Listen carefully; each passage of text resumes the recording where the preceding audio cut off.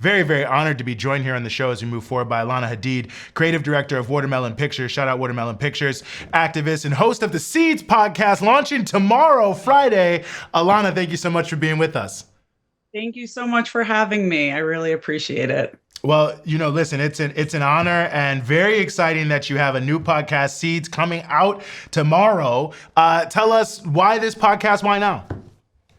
Yeah, I mean, the concept of the Seeds was to have the people on that everyone follows. Everyone sees them on social media, everyone reposts them, everyone talks about them, but they don't really know them that well. And I wanted to kind of bring to light these people that have become, part of the social media zeitgeist for Palestine, for so many different issues, and really bring them to life, because I know there's a lot of people who follow me because of everything I talk about Palestine, because I'm Palestinians, and they don't know me that well either. And so it's an opportunity for them to get to know me and get to know all of these other people. Mm-hmm.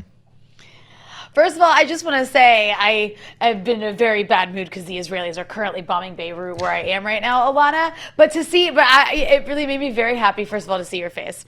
And I'm so excited. I'm so excited that there's going to be a podcast with you that we'll get to watch, and for everyone to get to know you in a longer format. So can you talk a little bit about, I know you've got some teasers out so far, but tell us a little bit more about what you plan to do with this.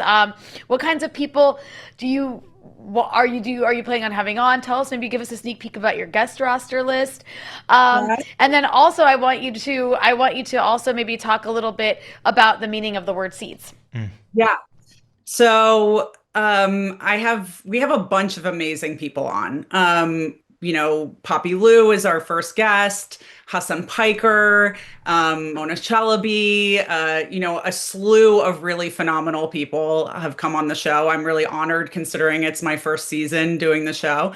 And I'll tell you a little bit about what you'll see. It's not a political show. It's us talking. It's a talk podcast. We talk about everything from, their early lives to how they got into activism, and everything in between. We talk about dating. We talk about all sorts of things. The Seeds is based on something I do with my fiance and my stepdaughter.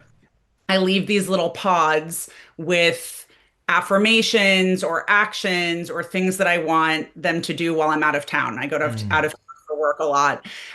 So they open them every day that I'm out of town, and they get to do them. And I thought I would bring that to other people, as it brings them a lot of joy. I thought, it's an opportunity for a little bit of joy. And, in these times, I feel like we really need some joy and laughter and fun. And so that's what the Seeds is an opportunity to laugh with the people that are doing really great things in the world.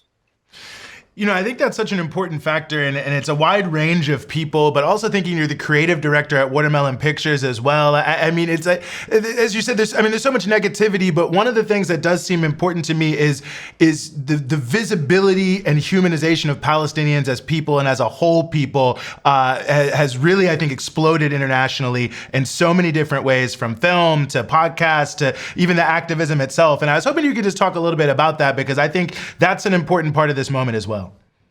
I mean, creativity is resistance.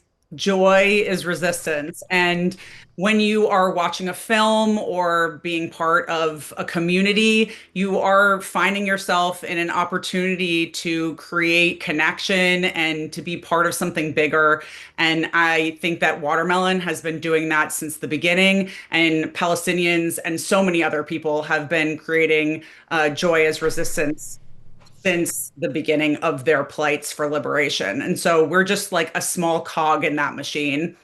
But yeah, I mean, I think with starting Watermelon Plus and this podcast, we're just trying to build more connection and give people an opportunity to feel joy in times that it's really necessary.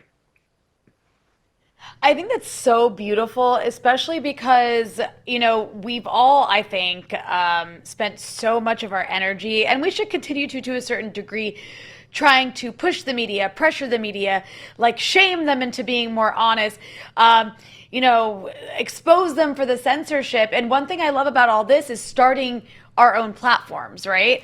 Watermelon Pictures is a huge part of that. It's like, okay, if Hollywood is going to ignore Palestinian stories, Arab stories, stories of resistance, then let's have a space to make our own. And your podcast is a part of that as well. And I love that personal touch to it too, because we all of us focus so much on politics, but we're also just normal people. We want to talk about and think about and listen to other people talk about all the things you mentioned, because we're full human beings. Not everything is just war and devastation. It's also living and resisting in other ways.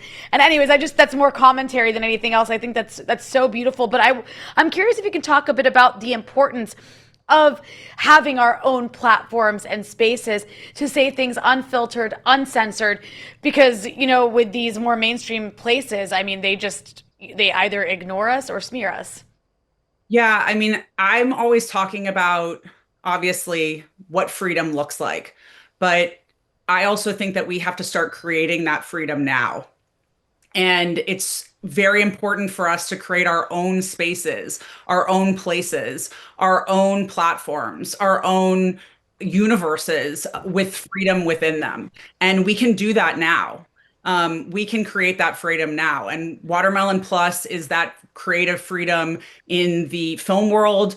The Seeds is my creative endeavor in the podcast world. And I think that everyone has this opportunity in whatever field they're in to try to create the spaces that are outside of these places that are being silenced and censored. So we really need to create our own places. And it's kind of to the point, if you build it, they will come.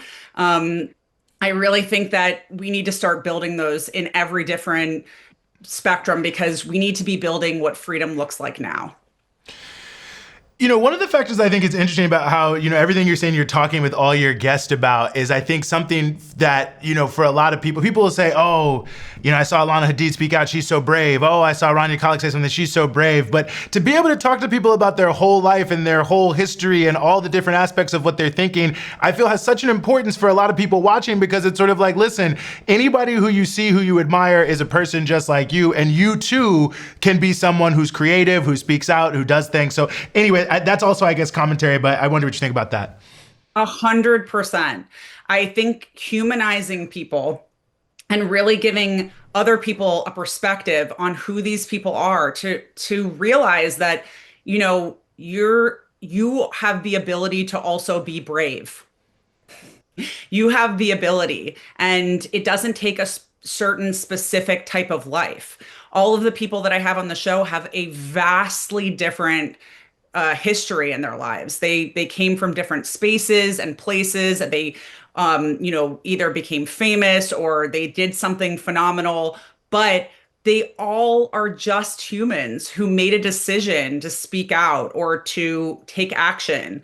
And I think that it's important for people to see that and to realize that it doesn't take some specific lifestyle. It doesn't take like some magic pill. You can really be a advocate for human rights, no matter where you came from or what you did. And it's really important for people to be able to look at these people as just people. And I'm hoping that I'm humanizing not only them, but also just making a great podcast that just happens to be hosted by a Palestinian. Mm-hmm. And, Alana, I also want to ask you, while we have you, obviously we're entering 20 months of this horrific, just live streamed horror show. I feel like the word genocide isn't even strong enough to explain what we're watching. This apocalypse being forced onto people. We don't even really know the real death toll. And it just seems unending. It's so horrifying. And the last time I saw you speak, it was in New York a couple months ago, and you were incredible because you kind of spoke to this, this, I think, feeling of people keep oscillating between being really angry and feeling hopeless. And you do a really good job of kind of pulling people out of that, whether you do it or not. I don't know if you do it, but you were very good at that a couple months ago when I saw you speak. And so I guess I'm just curious, how are you doing? amidst all this. And what do you have to say to people who are watching what's happening and just feel hopeless, everything's futile? Like, what's even the point? Because I think that we're entering that kind of dangerous territory where, it's really important to not fall into despair.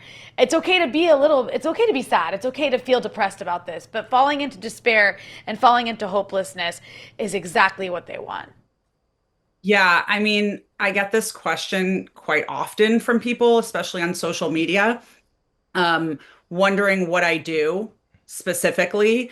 And I just think of the people of Palestine. I think of the people of Lebanon. I think of the people of Congo and Sudan and Yemen. And I think that we, regardless of how much that's being taken away in the Western world, have a platform and the ability to speak freely and have people listening. And we have to continue to use that platform wherever it is. The ability for free speech, we have to use it. The ability to protest, we have to use it. And when I feel like myself in a tiny bit of despair, I go to a place of thinking about how strong the people of these places are, these places that are being horribly, genocided, that are being horribly oppressed. And I'm reminded of the freedoms that I have that they don't have. And I take so much, of my strength from them. And yeah, I'm angry. And yes, I'm sad. And of course, I cry. And of course, I go to depressive places. I'm a human as well. But I gather so much strength from the fact that there are Palestinians still fighting for their lives right now. And I don't stop because they need me to keep going. And they need us all to keep going, not just me, not just the people you see every day. They need all of us to continue. It's very important that it's not just a few specific voices that are important, it's every voice. They thought they buried us, but they didn't know we were seeds. The Seeds podcast launching tomorrow. Alana Hadid and a great lineup of people throughout the whole season. Alana, thank you so much for giving us some of your time here in the Freedom Side. Thank you so much.